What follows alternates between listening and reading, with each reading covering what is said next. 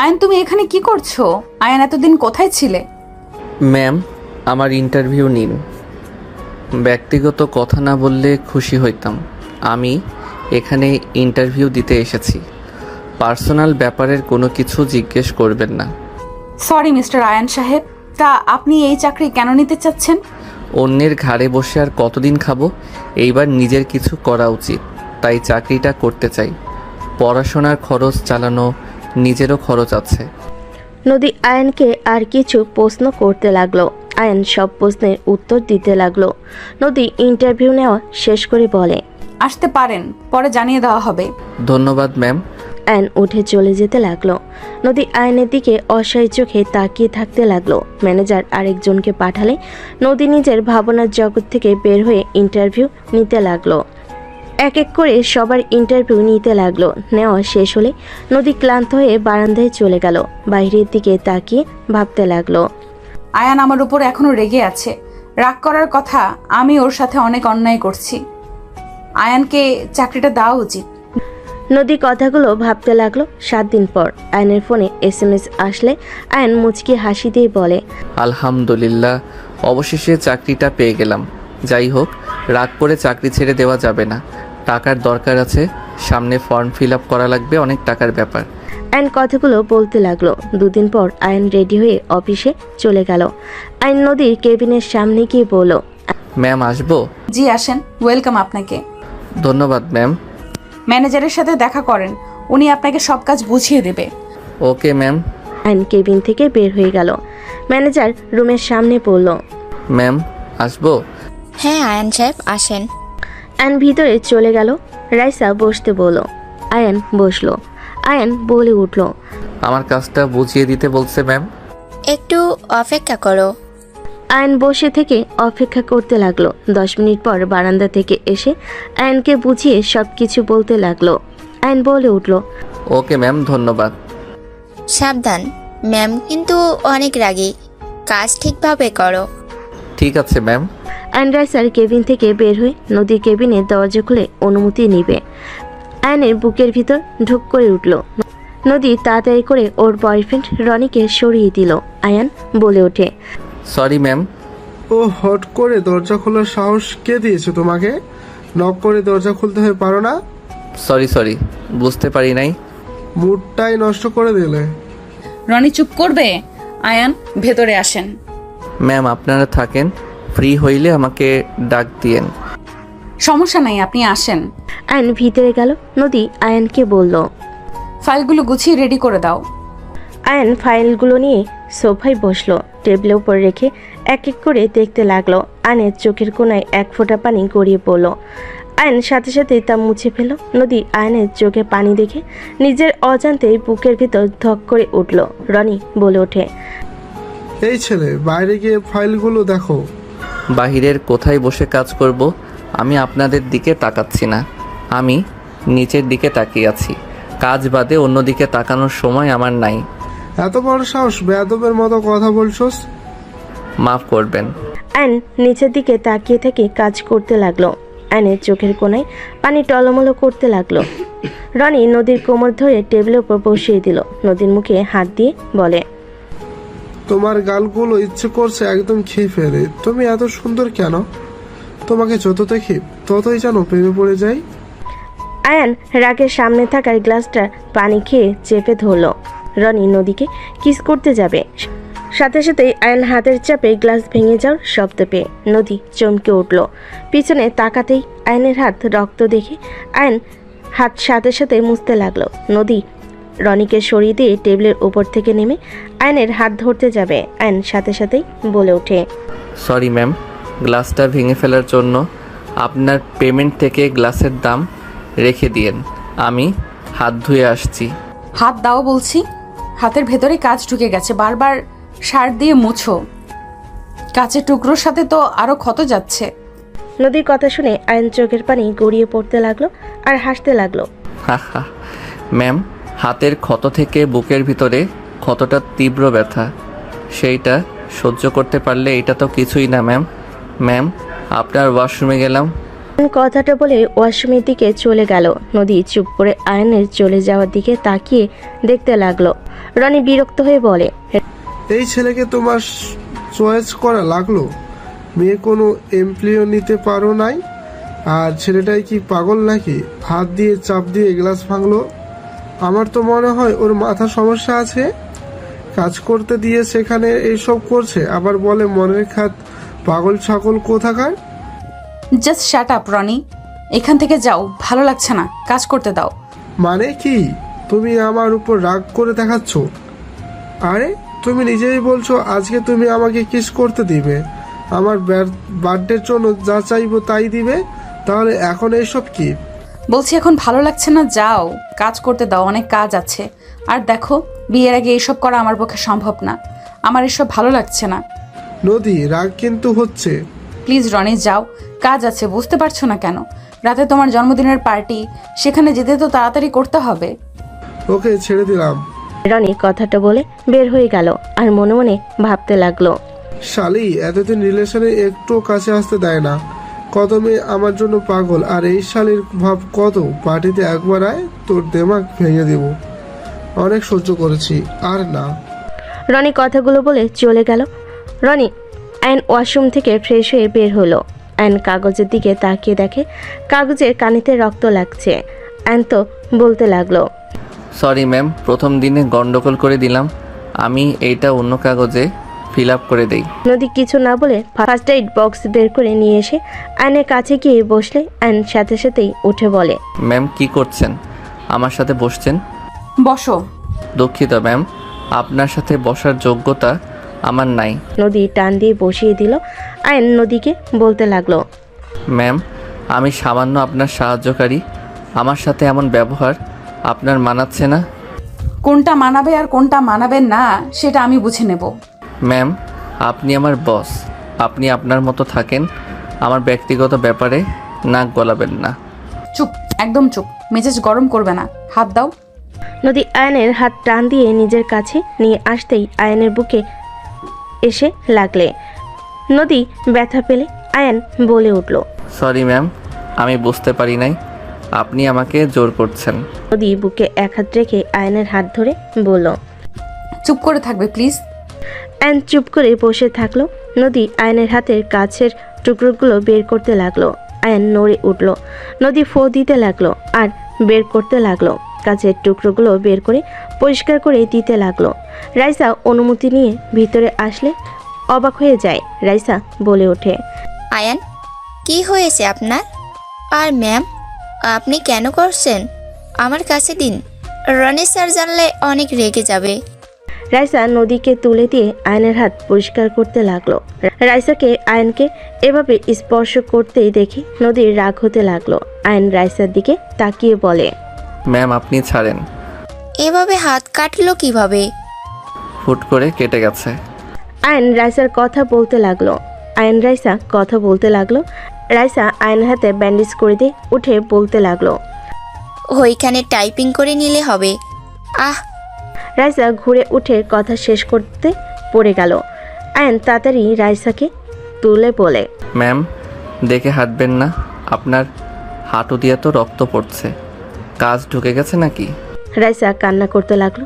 নদী আয়নের রাইসার কাছে আসলে আয়ন কোলে তুলে নিয়ে সোফায় বসিয়ে দিল। আয়ন নদীকে বলল, আমি বাহিরের দাঁড়াই, আপনি ওনার পাটা দেখেন, রক্ত পড়ছে, মনে হয় কেটে গেছে। কি বলছো? ম্যাম আমার পায়ে হাত কেন দিবে? আমি ঠিক আছি। কান্না করছে আবার বলে ঠিক আছে। আমি দেখছি। আপনার পায়ে ঢুকবে, ওই পাশ দিয়ে আসেন। আয়ন কাছের টুকরো পরিষ্কার করতে চাইলে নদী বলে, আরো হাত কাটতে ইচ্ছে হয়েছে নাকি? যাও বাহিরে, সরি মানে যান। আয়ন বাহিরে চলে গেল। নদী রাইসার পায়ের উপরের দিকে প্যান্ট তুলে দেখে অল্প চিড়ে গেছে। নদীকে বাধা দিলে রাইসার কোনো কথা না শুনে ব্যান্ডেজ করে দিল। নদী পিয়নকে জানিয়ে দিল। পিয়ন এসে কাজগুলো পরিষ্কার করে চলে গেল। আয়ন কেবিনের ভিতরে গিয়ে কাগজটা নিয়ে আরেকটা কাগজ বানাতে লাগলো। রাইসা আয়নের পাশে দাঁড়িয়ে দেখিয়ে দিতে লাগলো। আয়নের হাতের উপর হাত দিয়ে টাইপিং করতে লাগলো। নদী হাত মুঠো করে ফেলল। আয়ন কাজ শেষ করে রাইসাকে বলে, ধন্যবাদ ম্যাম। ওকে, কাজ করো, আমি আসছি। ম্যাম, আপনার মিটিং আগামীকাল। ও আচ্ছা, তুমি ঠিক করে ফেলেছো? জি ম্যাম, ওনাদের সাথে কথা বলছি। রাইসা নদীর সাথে কথা বলে চলে গেল। আয়ন নিজের কাজ করতে লাগলো। নদী ল্যাপটপে নিজের কাজ করতে লাগলো। এরই মাঝে মাঝে মাঝে আয়নের দিকে তাকিয়ে থাকতে লাগলো। সন্ধ্যার দিকে আয়নের ছুটি হলে বের হয়ে যায়। আয়ন রাস্তা দিয়ে হাঁটতে লাগলো। নদী গাড়ি নিয়ে যেতে আয়নকে হেঁটে যেতে দেখলো। নদী আয়নের সামনে গাড়ি থামিয়ে বলে, গাড়িতে আসো, নামিয়ে দেই। ধন্যবাদ ম্যাম বলার জন্য। আপনি যান। আয়ন কথাটা বলে হাঁটা শুরু করলো। নদী একটা দোকানে বসে চা অর্ডার দিল। চা আর পাউরুটি খেতে লাগলো। নদী আয়নের দিকে তাকিয়ে থাকতে লাগলো আর ভাবতে লাগলো, নদী, তুই ওকে নিয়ে এত ভাবস কেন? তুই তো ওকে ভালোবাসিস না আর সহ্য করতে পারস না, তাহলে কেন ওকে নিয়ে ভাবছিস? ওই যা ইচ্ছা করুক, তাতে তোর কি? তুই তো রনিকে ভালোবাসিস। তাড়াতাড়ি ওকে ডিভোর্স দিয়ে দিতে হবে। এই বিয়ে তো জোর করে দেওয়া হয়েছিল। নদী কথাগুলো ভাবতে ভাবতেই ড্রাইভারকে চলে যেতে বলল। নদী চলে গেল। আয়ন চা পাউরুটি খেয়ে বিল দিয়ে রাস্তা দিয়ে হাঁটতে লাগলো। ব্রিজের উপর উঠে বসে পড়লো। বসে থেকেই ভাবতে লাগলো। ফ্ল্যাশব্যাক। তুই নিজেকে কি ভাবস? আমার স্বামী, আমি তোমাকে স্বামী হিসেবে মানি না। আমি মরে গেলেও তোকে আমার স্বামী হিসেবে মানবো না। আমি তোকে পছন্দ করি না, জীবনে করবও না। দয়া করে আমার লাইফ থেকে চলে যা। নদী, আমি তো তোমাকে বিয়ে করতে চাই নাই। আমাকে ব্ল্যাকমেইল করে তোমার সাথে বিয়ে দিয়েছে। আমি সত্যি তোমার সাথে কিছু করি নাই। তুমি অজ্ঞান হয়ে গেছিলে। আমি তোমাকে জাস্ট আমার ঘরে জায়গা দিয়েছিলাম। তাহলে তো হয়ে গেল। আমিও তোকে ভালোবাসি না, তুইও না। তাহলে দয়া করে আমার পেছনে পেছনে আসিস না। ডিভোর্স লেটার দিলে সাইন করে দিস। তুমি অসুস্থ, এভাবে এখান থেকে যাওয়া তোমার ঠিক হবে না। আমি তোমার থেকে স্ত্রীর অধিকার চাইবো না। তুমি আমার উপর বিশ্বাস রাখতে পারো। আমি এক মুহূর্ত এখানে থাকবো না। তোকে আমার বিশ্বাস হয় না। আমি তোমার স্বামী, আর আমি যখন বলছি আমি তোমার কাছেও যাব না। Just shut up. আমি তোকে স্বামী হিসেবে মানি না। কতবার বলবো? মানতে হবে না, জ্বরওয়ালা মানুষ শুয়ে থাকেন। অ্যান কথাগুলো বলে ঘর থেকে বের হয়ে গেল। হঠাৎ অ্যান ভাবনার জগৎ থেকে বের হয়ে দেখে ওর সামনে একটা বাচ্চা ছেলে এসে বলছে, ভাইয়া আমাকে কিছু টাকা দিবেন? অনেক ক্ষুধা লাগছে, আমি 4 দিন ধরে কিছু খাই নাই। অ্যান ছেলেটাকে বলে। তোমার বাবা মা নাই? অ্যানের কথা শুনে ছেলেটা বলে, আমার মা মারা গেছে, বাবা বেঁচে আছে, কিন্তু সেই নতুন মা নিয়ে এসেছে। সেই আমারে বাসা থেকে বের করে দিছে। ছেলেটাকে 20 টাকা বের করে দিয়ে বলে, আমার কাছে এই 20 টাকা আছে, আর কোনো টাকা নাই। আয়নের কথা শুনে ছেলেটা খুশি হয়ে বলে, ধন্যবাদ ভাইয়া। বলে অ্যান ছেলেটাকে 20 টাকা বের করে দিয়ে বলে। অ্যান বলে চলে গেল। অ্যান উঠে ব্রিজের গ্রিল ধরে আকাশের দিকে তাকিয়ে থাকতে লাগলো। রাত 1টা পর্যন্ত ওখানে বসে থাকলো। অ্যান উঠে হাঁটতে লাগলো। হঠাৎ একজনের সাথে ধাক্কা লাগলো। আয়নের ধাক্কা খেয়ে মেয়েটা সোজা আয়নকে নিয়ে পড়ে গেল। আয়ন মাথায় ব্যথা পেল। মেয়েটা ভয়ে কান্না করতে করতে বলে, আমাকে সাহায্য করেন প্লিজ। আয়ন নদীর কণ্ঠ শুনে চমকে গেল। আয়ন নদীকে নিয়ে উঠে পড়ল। এদিকে কিছু ছেলেদের আসতে দেখে আয়ন নদীকে ঘুরিয়ে ঠোঁটের সাথে ঠোঁট বসিয়ে দিল। নদী ছুটতে চাইলে আয়ন নদীর কোমর নিজের সাথে চেপে ধরল। আয়নের হাত সরিয়ে দিতে গেলে নদী হাতে ব্যান্ডেজ দেখে আয়নের শরীরে ঘ্রাণ চুপ করে থাকলো। ছেলেগুলো আয়নদেরকে দেখে হাসতে হাসতে বলতে লাগলো, বা ওইটাও রাগ, এগুলো কিছু পিক তুলে নেই। রাস্তার ভিতরে রোমাঞ্চ। ছেলেগুলো কথাগুলো বলে কিছু পিক তুলে হাসতে হাসতে সামনের দিকে দৌড়ে চলে গেল। আয়ন নদীকে ছেড়ে দিলে নদী আয়নকে দেখে শক্ত করে জড়িয়ে ধরে কান্না করতে করতে বলল, আয়ান, তুমি? আমি তো ভয় পেয়ে গেছিলাম।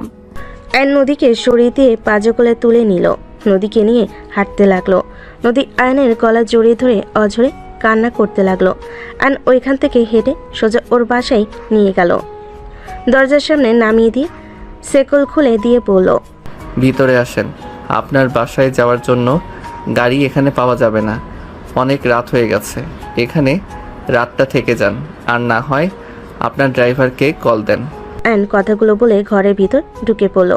নদী ঘরের ভিতরে ঢুকে সোজা আয়নকে পিছন থেকে জড়িয়ে ধরে হাউমাউ করে কান্না করতে লাগলো আর বলতে লাগলো, আয়ান, আমাকে ক্ষমা করে দাও। আমি যার জন্য তোমাকে এত কষ্ট দিয়েছি, অপমান করেছি, সেই মানুষটা আজ আমার ইজ্জত কেড়ে নিতে চেয়েছিল। এইটা আমার পাপের শাস্তি। হাজব্যান্ড থাকতেও আমি বয়ফ্রেন্ডকে আপন ভেবেছি। তুমি আমাকে ক্ষমা করে দাও প্লিজ। আয়ন পিছনের দিকে ঘুরে নদীকে সরিয়ে দিয়ে বলে, কান্না থামান। আমার ঘরে খাবার নাই, যে খাইতে দিব। ফ্রেশ হয়ে শুয়ে পড়েন, আর না হয় আপনার ড্রাইভারকে কল দিয়ে আসতে বলেন। আমি কোথাও যাব না, আমার খাবার লাগবে না। আয়ান, দয়া করে আমাকে ক্ষমা করে দাও।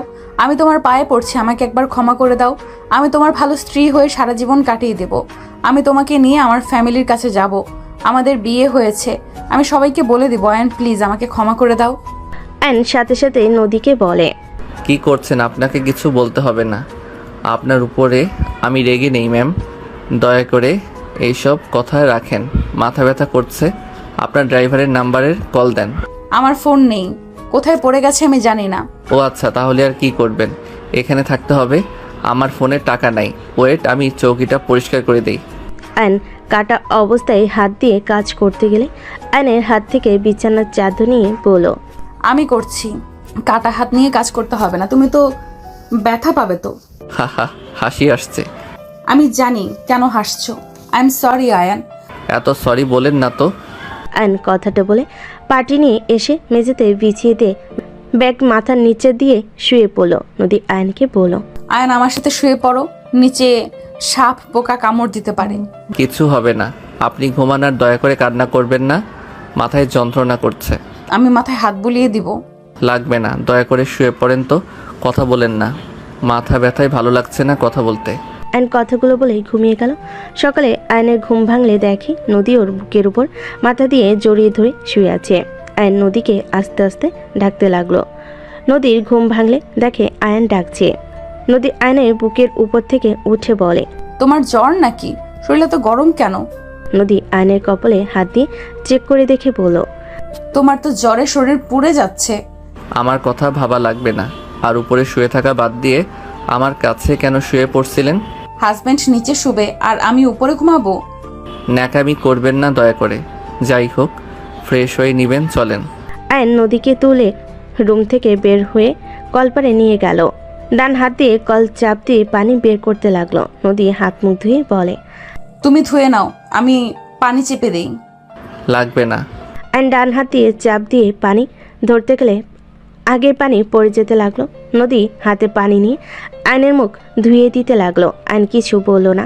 আয়নের হাত মুখ ধোয়া হয়ে গেলে বলল। ধন্যবাদ ম্যাম। ম্যাম কেন বলছো? আমি তোমার বউ, আমাকে নাম ধরে ডাকতে পারো। আপনি আমার বস, এটাই আপনার সাথে আমার সম্পর্ক। অন্য কোনো সম্পর্ক আমাদের নাই। আয়ন কথাটা বলে চলে গেল। তোয়ালের হাতে নিয়ে নদীকে দিয়ে বলল। মুছে নেন, মুছে এখান থেকে চলে যান। আমি তোমাকে নিয়ে এখান থেকে যাব। আমি যাব না, আপনি চলে যান। আমি তোমাকে ছাড়া যাব না, বলছি না? আপনার অফিসের সময় হয়ে গেছে, যান। বললাম তো যাব না। ওকে, পড়ে থাকেন, আমি অফিসে গেলাম। অ্যান শার্ট খুলতেই নদী লজ্জের পিছনে ঘুরে তাকালো। অ্যান শার্ট পরতে লাগলো। দু হাত দিয়ে বোতাম লাগাতে হাতে অল্প ব্যথা পেল। প্যান্ট চেঞ্জ করতে চাইলে নদীকে বলে। ওই দিকে ঘুরে তাকিয়ে থাকেন, পিছনে তাকাইয়েন না। ঠিক আছে। অ্যান প্যান্ট চেঞ্জ করে নিতে লাগলো। চেঞ্জ করে নদীকে কিছু না বলে বের হয়ে গেল। নদী আয়নকে বলতে লাগলো। ওরা যদি আবার আসে, আমাকে একা রেখে চলে কেন যাচ্ছ? আমাকে সময় মতো অফিসে যেতে হবে। অফিসের বস না থাকলে বকা কে দিবে? রাইসা ম্যাম আছে। কত ম্যাম আছে?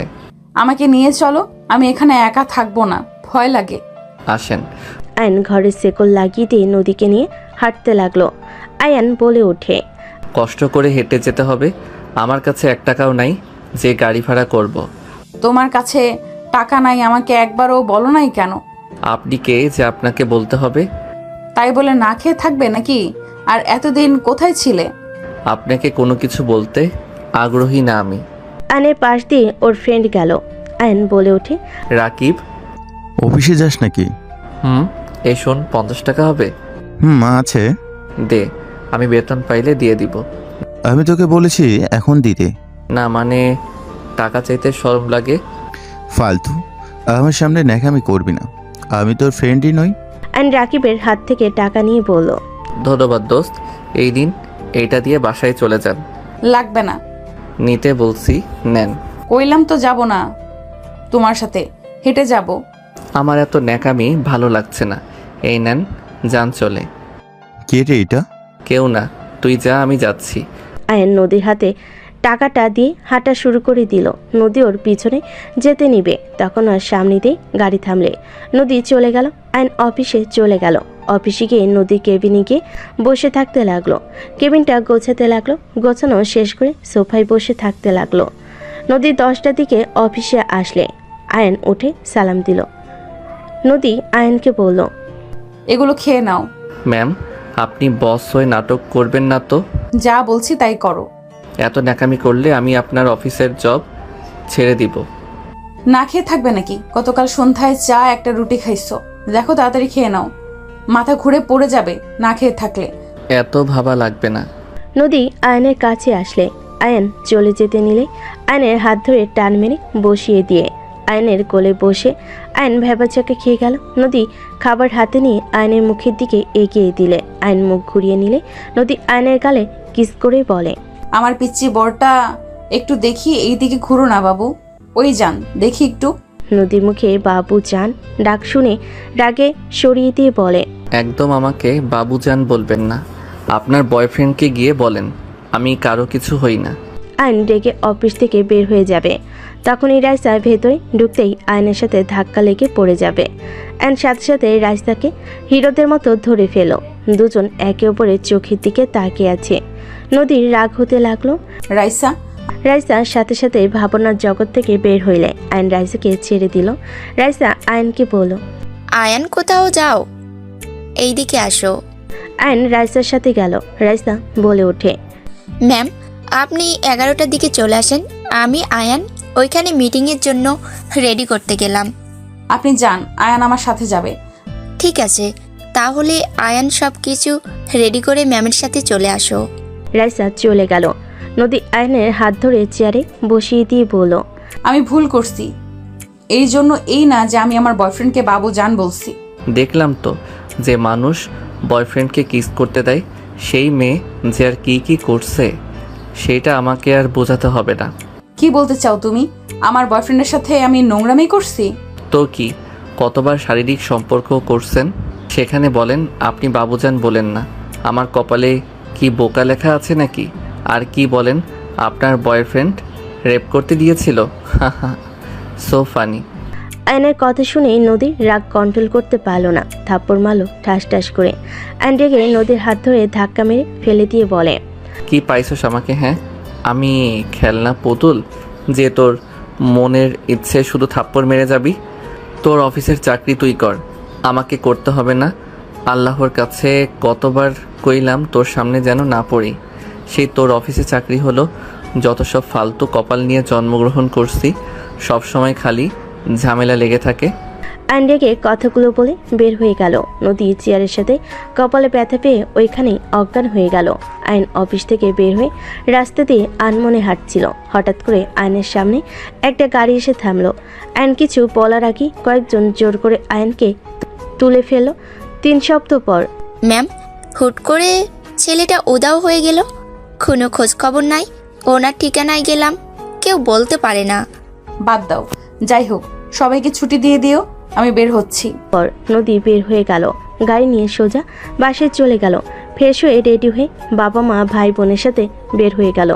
সন্ধ্যার ভিতরে নদীর আব্বুর বড় চাচার বাড়ির সামনে গিয়ে নামলো। 5 জন বাসার ভিতরে গেল। দেখে একজন ফুলদানি টি টেবিলে বাড়ি দিয়ে বলছে, আমি বলছি না আপনাদের সাথে আমি থাকবো না? বারবার কেন আমাকে এখানে নিয়ে আসেন? আমি কতবার বলবো আমি আপনাদের কারোর সাথে সম্পর্ক রাখতে চাই না।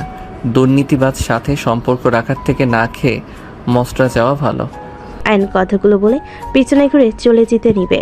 আইন নদী দুজনকে একে অপরকে দেখে চমকে গেল। নদী আইনকে বলল, আপনি এখানে? না থেকে মরে যাওয়া ভালো। এক ঝামেলা শেষ করতে না করতে আবারও আপনি চলে আসলেন। শাট আপ, আমি তোমার পেছনে আসি নাই। তুমি যেখানে ইচ্ছা যাও, এতে আমার কি? আমি এখানে আমার বড় দাদুর বাসায় বেড়াতে এসেছি। কি? কে আপনার দাদু? আয়ান, কি হচ্ছে? নদী মামুনির সাথে বাজে ব্যবহার করবে না। আমাদের সাথে করছো, কিছু বলি নেই দেখে মাথায় উঠো না। এই ছেলেটা তোর ছেলে? হ্যাঁ ভাবি, মামুনি ভিতরে আছেন। আইনকে দেখলে নদীর রাগ হতে লাগলো। নদী নিজের রাগ কন্ট্রোল করতে না পেরে চলে যেতে নিয়ে না গিয়ে আবার পিছনে কয়েকবার পিছিয়ে এসে আইনের গালে ঠাস ঠাস করে থাপ্পড় মারল। সবাই চমকে গেল। নদীর থাপ্পড় খেয়ে আইন হাত দিয়ে গাল চেপে ধরে বলল, এইটা কি করলেন? আপনার এত বড় সাহস কে দিয়েছে আমাকে মারার? সাহস কোথা থেকে পেলেন? নদী রেগে বলে। আয়নের আগুন ধরে নিচের দিকে নামিয়ে দিয়ে বলল, একদম আমার সামনে আঙুল নাড়িয়ে কথা বলবে না। তোমাকে কেন থাপ্পড় মারছি ভালো করে ভেবে দেখো। তুমি আমাকে ভুয়া পরিচয় দিয়েছো, তুমি আমাকে প্রতিনিয়ত ঠকিয়েছো। নদী কথা শুনে আয়ন হাসতে লাগলো। ঠকিয়েছি আমি? নিজে একটু ভেবে দেখেন তো আসলে কে কাকে ঠকিয়েছে। ম্যাম, আমি যেমন আমি সেইটাই আপনাকে দেখেছি। আমি এই ফ্যামিলিতে থাকি না, আমি আমার মতো চলতে ভালোবাসি। আমি এইসব অন্যায়কারীদের খাবার খেয়ে বাঁচি না, নিজের ইনকামে নিজে চলার চেষ্টা করি। ওই কিসের অন্যায় রে? কি বলতে চাও? হ্যাঁ ম্যাম, আপনার অফিস না, চিল্লাবেন না। নদী, তুই আয়ানকে চিনিস? খুব ভালো করে চিনি। বাহ, আপনি আবার আমাকে ভালো করে চেনেন, শুনে ভালো লাগছে। ভাইয়া প্লিজ থামো না, এমন করো না। ভাইয়া প্লিজ যেও না এই বাসা থেকে। আতিয়া আয়নের কাছে এসে জড়িয়ে ধরলো। নদী আয়নকে বলল, ন্যাকামি না করে এখান থেকে গেলে কি হয়?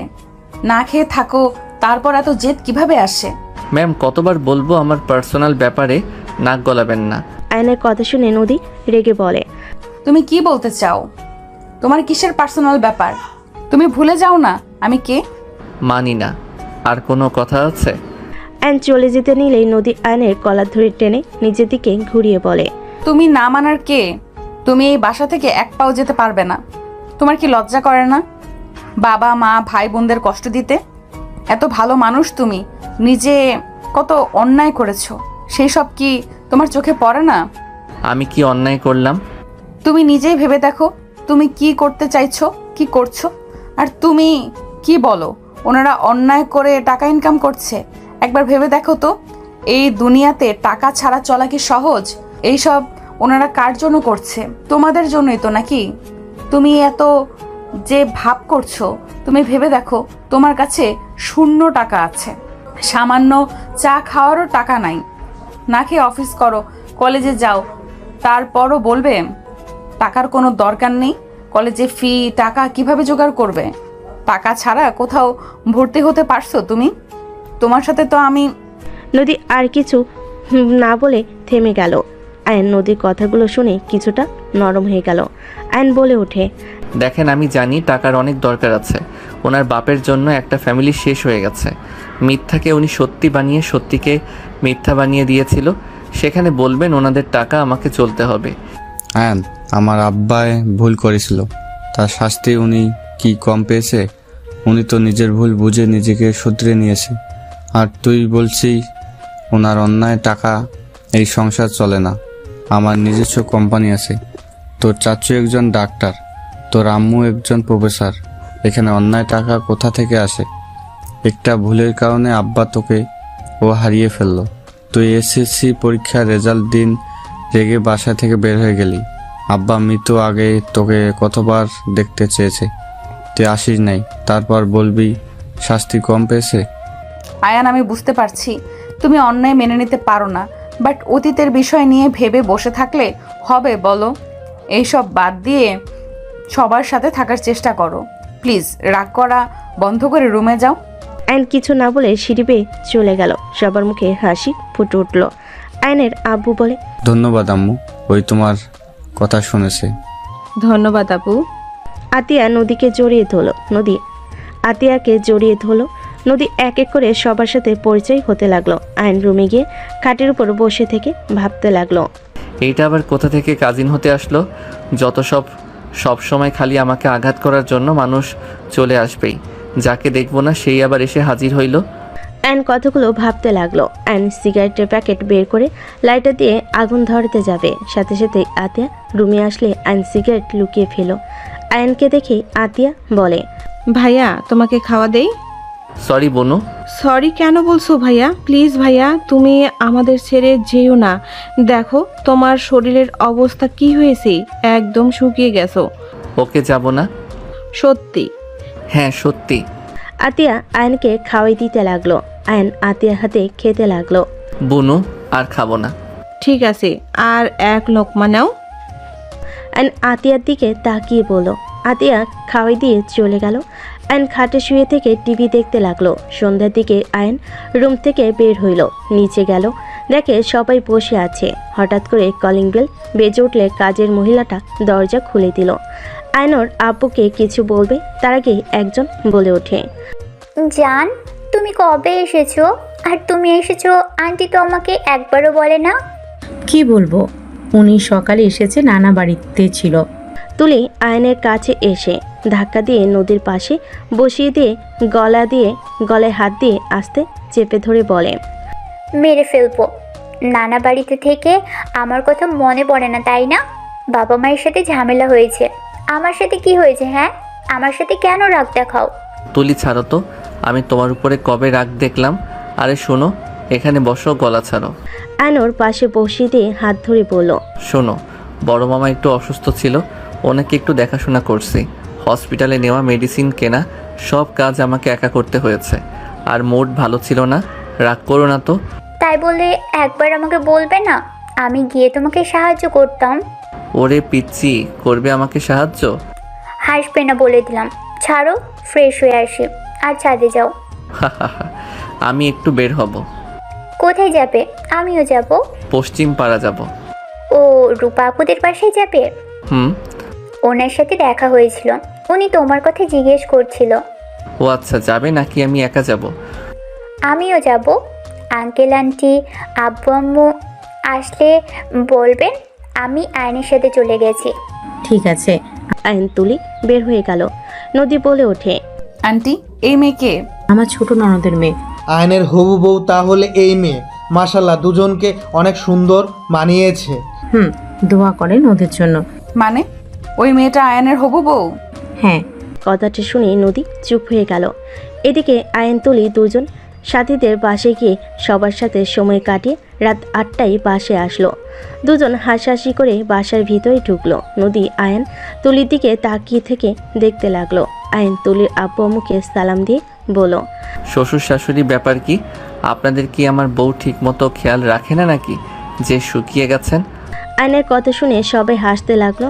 তুলির আম্মু কিছু বলার আগেই তুলি কোমরে হাত দিয়ে বলে, বাজে কথা বলবে না। আমার কথা কি তোমার শ্বশুর শাশুড়ি শুনে নাই কি? ঠিক মতো খায় না। বড় আপু কত বকা দেয়, তাও দুইজন শোনে না। কিছু বলবে খেতে ইচ্ছে করছে না। তোর 2 বোন খেয়ে নে, চা বানিয়ে দিয়ে যাস। আহারে, বউটাকে শুধু শুধু ভুল বুঝলাম। আয়ন মাথায় আদর দিয়ে সাথে সাথে চুল টেনে দিলে তুলি আয়নের দিকে রাগি লুক নিয়ে তাকাতে আয়ন অন্যদিকে তাকিয়ে বলে, আমাকে মনে হয় কেউ ডাকছে। কেউ ডাকছে নাকি? কি করছে? ওয়েট। তুলি মারতে যাবে, সাথে সাথে আয়ন দৌড়ে শীতে উঠে মুখ ভেঙচি দিলে সবাই হাসতে লাগলো। নদীর আব্বু বলতে লাগলো, এই দুজন তো দেখি ভাই আর ভাবির মতো ঝগড়া করা শুরু করছে। ঠিক বলেছেন, আর ওনারা এখনো এই কাজগুলো করে। সবাই কথা বলতে লাগলো আর নদী বিরক্ত হয়ে উঠে চলে গেল। আয়ন রুমে গিয়ে ফ্রেশ হয়ে ছাদে চলে গেল। ছাদে গিয়ে দোলনায় বসে থেকে আকাশের দিকে তাকিয়ে থাকতে লাগলো। হঠাৎ করে কেউ একজন বলে উঠল, কি ব্যাপার মিস্টার আয়ন চৌধুরী? হবু স্ত্রীকে রেখে এখানে কি করেন? নদীর কণ্ঠ শুনে আয়ন পিছনের দিকে ঘুরে তাকিয়ে বলল, কি বলতে চান? কি বলবো, যা শুনছেন সেটাই বললাম। ওই আমার কাজিন হবু বউ না? আয়নের কথা শুনে নদী হাসতে লাগলো আর বলতে লাগলো, আয়ন চৌধুরী মিথ্যা কম বলেন। আপনাদের বিয়ে ঠিক করা হয়েছে আর আপনি এমন ভাব করছেন মনে হয় কিছুই জানেন না। আমি বিবাহিত, আমি আবার অন্য কাউকে কেন বিয়ে করব? আপনি বিবাহিত, ডিভোর্স দিয়ে দেন। আর ওই মেয়েটা তো অনেক ভালো, বিয়ে করেন, সুখে থাকবেন। আমি তো নোংরা মেয়ে, ডিভোর্স লেটার পাঠিয়ে দিয়েন। নদীর কথাগুলো বলতেই চোখের কোণায় পানি চলে আসলে সাথে সাথে মুছে ফেল আর নদীকে বলল, আপনি নোংরা হন বা যাই হন, আপনি আমার স্ত্রী আছেন, আমার স্ত্রী থাকবেন। হাসালেন, আমি আপনার যোগ্য না। আপনি তুলিকে বিয়ে করে নেন আর যত তাড়াতাড়ি পারেন ডিভোর্স লেটার পাঠিয়ে দেব। আপনি যদি পাঠান তাহলে তো আরো ভালো হয়। কি বলতে চান? আমাকে ডিভোর্স দিয়ে আপনি খুশি হবেন নাকি? অবশ্যই, আমি তো জানি আমি কেমন। তাও হুদাই আমার লাইফটা নষ্ট করার কোনো মানে হয় না। এখান থেকে যান, আপনার কোনো কথা শোনার ইচ্ছা আমার নাই। আয়ন কথাটা বলে ঘুরে আকাশের দিকে তাকিয়ে থাকতে লাগলো। নদী চোখের পানি মুছতে মুছতে চলে গেল। আয়ন কিছুক্ষণ থাকলে খাবার খাওয়ার জন্য ডাক দিলে আয়ন নিচে চলে গেল। সবার সাথে বসে খাবার খেতে লাগলো। হঠাৎ করে আয়নের আম্মু বলে, নদীমা, আমার ছেলে রাফিকে তোমার কেমন লাগে? মানে? মানে ওর কেমন লাগে তোমার? ওই ভালো নাকি খারাপ? জি অনেক ভালো রাফি ভাইয়া। তোমার কি পছন্দ হয় নাকি আরো কিছুদিন রাফির সাথে মিশে দেখবে? সরি আন্টি, আমি ঠিক আপনার কথা বুঝতে পারছি না। আসলে নদী, তুই রেগে যাবি তাই আমি চুপ ছিলাম। আমরা তোর রাফির বিয়ে ঠিক করে রেখেছি। তোরা দুজন এখন বিবাহর যোগ্য হয়ে গেছস, তাই এখন তুই রাফি একে অপরের সম্পর্কে ভালোভাবে দেখ, দুজন একে অপরের জন্য পারফেক্ট নাকি। নদীর আব্বুর কথা শুনে আয়ন ওর ভাইয়া রাফি আর নদীর দিকে তাকালো। নদী আয়নের দিকে তাকিয়ে থাকলো রাগী লুক নিয়ে। আয়ন মাথা নিচের দিক করে নিল। নদী রেগে বলে, রাফি ভাইয়া অনেক ভালো, ওকে দুজন একে অপরকে দেখে থাকি। যদি আমাদের দুজন একে অপরকে ভালো লাগে তাহলে বিয়ে করব, আপনাদের সবাইকে জানিয়ে দেব। নদীর কথা শুনে সবাই খুশি হলে আয়ন রাগে উঠে পড়ে। নদীর দিকে গ্লাসে পানি ছুঁড়ে মারে। নদী পানিতে ভিজে চিল্লাইয়ে বলে, হচ্ছেটা কি? আপনার সাহস কি করে হয় আমাকে এইভাবে ভিজিয়ে দেওয়ার? আয়ান, এইটা কি করলে? মাথা ঠিক আছে? সবার সাথে রাগ দেখানোর মানে কি? আর এখানে নদী মামুনি কি করছে যে তার মুখে পানি ছুঁড়ে মারলে? আয়ন রেগে নদীকে বলে, নদী সীমা অতিক্রম করো না, নিজের সীমানার ভিতরে থাকো। এই কিসের সিনেমা? হ্যাঁ, আমি আমার সিনেমার ভেতরে আছি, আপনি নিজের সিনেমার ভেতরে থাকেন। আয়ান, চুপ করবি তুই? ওই তোর বড় ভাইয়ের বউ হতে যাচ্ছে। আয়ন ওর আম্মুর কথা শুনে কিছু বলতে যাবে, সাথে সাথে ওর ভাই রাফি আয়নকে থামিয়ে বলে, আয়ান, ব্যাস অনেক হয়েছে। আর একটা কথা শুনতে চাই না। তুই আমার হবু স্ত্রীর সাথে খারাপ ব্যবহার করে কথা বলতে পারিস না। আর এই তোর ভাবি বড় বোনের মতো হয়, সম্মান দিয়ে কথা বল। কিছু বলি না বলে মাথায় উঠে গেছস, তাই না? রাফির কথা শুনে আয়ন রেগে নদীর দিকে তাকিয়ে বলল, আজ তোকে সবার সামনে প্রেজেন্ট করা যাইতো। তুই আমার সাথে যা করছস, তোর জন্য কাউকে কিছু বলতেও পারছি না। একটা কথা মাথায় রাখ, আমি তোর বিয়ে হতে দিব না। কে আপনি যে আমার বিয়ে হতে দেবেন না? আর আমি আপনার কি ক্ষতি করেছি? হ্যাঁ, কি করছস জানোস না? আয়নের গালে ওর ভাই থাপ্পড় মেরে বলে, ওই তোর বড় হয়ে আপনি বলে, আর তুই ছোট হয়ে ওকে তুই তুই করে কথা বলস। আম্মু, এই তোমার ছেলে দেখো কতটা বেয়াদব একটা ছেলে তৈরি হয়েছে, বড়দের সম্মান করতে জানে না। আয়ন গালে হাত রেখে আয়ন রেগে চেয়ারে লাথি দিয়ে ফেলে দিয়ে চলে গেল। নদী আয়নের চলে যাওয়ার দিকে তাকিয়ে থেকে ভাবতে লাগলো, যে পর্যন্ত নিজের মুখে সবার সামনে আমাকে স্ত্রীর পরিচয় দিবে না ততদিন দেখো আমি তোমার কি হাল করি। অন্য মেয়ের সাথে ঘষাঘষি করা বের করব, আমিও বুঝিয়ে দেব আমার কেমন লাগছে। আমাকে কষ্ট দেওয়া বের করব। নদী কথাগুলো ভাবতে ভাবতে হঠাৎ আয়নের আম্মুর কথা নদী শুনে ভাবনার জগৎ থেকে বের হয়ে বলল, আন্টি, আমি কিছু মনে করি নাই, আপনি প্লিজ এতবার ক্ষমা চাইবেন না। মামি ওয়েট, আমি বুঝতে পারছি না আয়ন হঠাৎ করে ওনার উপরে রেগে গেল কেন? আয়ন তো মেয়েদের সম্মান করে, কখনো তো অসম্মান করতে দেখি নাই। দিন দিন বেয়াদব হয়ে যাচ্ছস, আর সব দোষ আম্মু আব্বু সব সময় ছেলেকে মাথায় তুলে রাখে, এই জন্য আজ এই অবস্থা। যদি শাসন করতো তাহলে নদীর সাথে আজ এমন করতে সাহস পেত না। ভাইয়া থামেন, যা হওয়ার হয়ে গেছে, আমি আসছি, পোশাক চেঞ্জ করে আসি। নদী কথাগুলো বলে চলে গেল। আয়ন খাটে শুয়ে থেকে ভাবতে লাগলো, বেহেয়া মেয়ে জামাই থাকতে বাহিরে জামাই খুঁজে ভাসুরকে জামাই বানাবে, যত সব ফালতু মেয়ে। আয়ন কথাগুলো ভেবে রাগে ফুলতে লাগলো। আর এইদিকে নদী পোশাক চেঞ্জ করে খাটে বসতেই রাফি এসে নদীকে বলল, আসবো? হ্যাঁ ভাইয়া আসেন। রাফি খাবারের প্লেট নিয়ে ভিতরে আসলে নদী বেশ অবাক হয়ে গেল। রাফি খাবারের প্লেটটি টেবিলের ওপর রেখে বলে, খাবার খেয়ে নাও। ভাইয়া এত কষ্ট করার কি দরকার ছিল? আয়ানের জন্য তো খেতে পারলে না, তাই আবার নিয়ে আসলাম, খেয়ে নাও। আর দয়া করে আমার ভাইটার উপরে রাগ করো না, ওই একটু রকচটা, ওই যেটাই ভালো মনে করে তাই করে, কারোর কথা কখনোই শোনে না। কিন্তু বুঝতে পারছি না তোমার উপরে ও কেন রেগে গেল। ওকে আগে কখনো মেয়েদের সাথে এমন ব্যবহার করতে দেখি নাই। রাফির কথা শুনে নদী বলে ওঠে, ভাইয়া আপনাকে আমার কিছু কথা বলার ছিল। আগে খাবার খেয়ে নাও, তারপর বলবে। তাড়াতাড়ি খাও, 10টা বেজে গেছে। তোমার তো মনে হয় অনেক ক্ষুধা লেগে গেছে, খাও। রাফির কথা শুনে নদী কিছুটা ইতস্ততভাবে নিচের দিকে তাকিয়ে নিজেকে শান্ত করে রাফির দিকে তাকিয়ে বলল, না ভাইয়া, পরে খাবো। আমার মনে হচ্ছে আপনাকে কথাটা বলে দেওয়াই ভালো হবে। আপনাকে আমি বিশ্বাস করে কিছু বলতে চাচ্ছি। আপনি যদি অনুমতি দেন তাহলে কথা বলা শুরু করব। নদীর কথা শুনে রাফি বেশ অবাক হয়ে গেল। নদীর দিকে তাকিয়ে বলে, ওকে বলো, কি বলতে চাও শুনি একটু। ভাইয়া, আপনি প্রমিস করেন আমার সম্পূর্ণ কথা না শুনে রেগে যাবেন না আর কাউকে কিছু বলবেন না? কি এমন কথা, এত ইতস্তত বোধ করছো কেন? প্রমিস করেন। ওকে বলবো না, বলো। আয়নের রেগে যাওয়ার কারণ হইল আমি আয়নের স্ত্রী। নদীর কথা শুনে রাফি উঠে পড়ল বসা থেকে। নদীর দিকে অবাক দৃষ্টিতে তাকিয়ে বলে, এসব কি বলো? আয়ান কি আর তুমি কি এই আমাদের না জানিয়ে বিয়ে করতে পারে না? আমি সত্যি বলছি, আমাদের বিয়ে হয়েছে। আমি আপনাকে প্রথম থেকে সব খুলে বললে বুঝতে পারবেন। আয়ান ক্লাস 10-এ যে গ্রামে থাকতো, আমি সেখানে ট্যুরে গেছিলাম। আমি অসুস্থ হয়ে গেলে আয়ান আমাকে ওর বাসায় নিয়ে যায়। ওখানে আমি অজ্ঞান হয়েছিলাম, বাট ওখানে কিছু মানুষজন আমাদের অন্য কিছু ভেবে জোর করে বিয়ে দিয়ে দেয় ওর সাথে। আমার সংসার জীবন 7 দিনের ছিল। কি এত কিছু হয়ে গেছে? আয়ান আমাকে একবারও বলে নাই? শুধু আমাকে কেন, ফ্যামিলির কাউকেই বলে নাই? আসলে আমি ওকে স্বামী হিসেবে মানি নাই। আমি ওকে অনেক কষ্ট দিয়েছি। যেমন? নদী রাফিকে সবকিছু খুলে বলতে লাগলো। কথা বলা শেষ হলে বলল, এজন্য আমিও চুপ করে আছি। ওই যে পর্যন্ত আমাকে বউ হিসেবে সবার সামনে পরিচয় না দিবে, ততদিন পর্যন্ত আমি চুপ করে থাকবো। আর আপনার সাহায্য লাগবে। হ্যাঁ বলো, কি সাহায্য? নদী বাহিরের দিকে তাকিয়ে থেকে ভালোভাবে দেখে রাফিকে আস্তে আস্তে বলতে লাগলো। কথা বলা শেষ হলে রাফি বলে, ঠিক আছে, আচ্ছা থাকো, আমি যাই। ওকে ভাইয়া।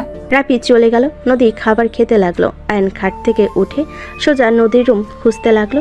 নদীর রুম খুঁজে পেলে আয়ন সাথে সাথে রুমের ভিতর ঢুকে পড়ে। নদী খাওয়া শেষ করে হাত ধুয়ে পানি খেতে নিবে, সাথে সাথেই দেখে আয়ন নদীর দিকে রাগি লুক নিয়ে তাকিয়ে এগিয়ে যেতে লাগলো।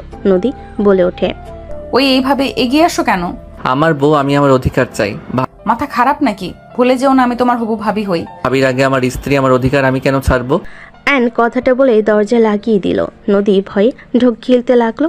নদী খাট থেকে নেমে বারান্দার দিকে যাবে, সাথে সাথে আয়ন দৌড়ে নদীর জামা টান দিয়ে ধরলো। নদী ছোটার চেষ্টা করে জামা ছিঁড়ে আয়নের হাতে চলে আসলো। নদী আয়ন দুজনেই থমকে গেল।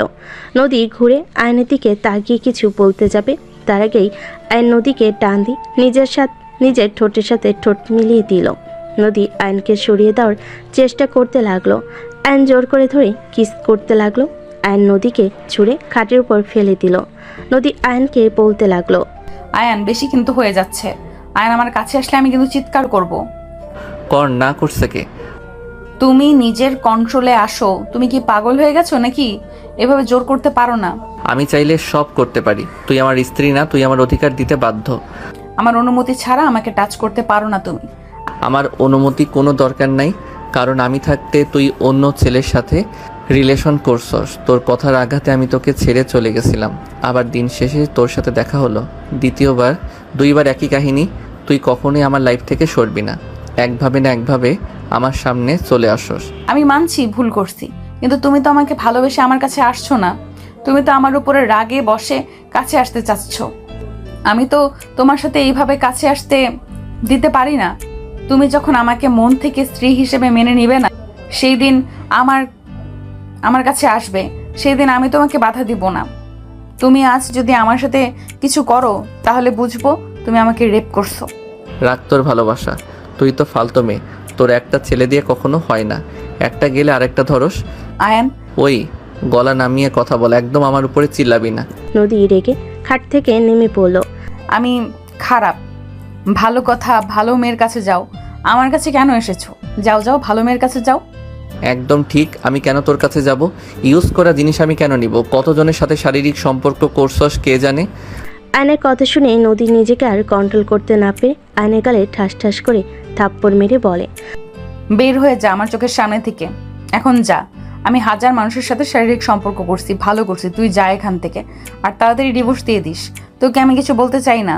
আমি কেমন আমার আল্লাহ জানে আর আমি জানি। চলে যা আমার সামনে থেকে। তোকে দেখে আমার ঘৃণা হচ্ছে যে নিজের স্ত্রীকে সম্মান করতে জানোস না। আমি শারীরিক সম্পর্ক করছি, তুই দেখাতে পারবি?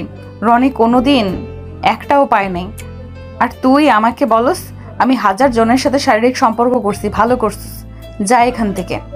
নদী রেগে গিয়ে ধাক্কা দিতে দিতে আয়নের রুম থেকে বের করে দিয়ে দরজা লাগিয়ে দিয়ে কান্না করতে লাগলো। আয়ন ওর বেডরুমে চলে গেল। বেডরুমে গিয়ে রাগে দরজা ঠাস করে লাগিয়ে দিয়ে উপর হয়ে শুয়ে পড়ল।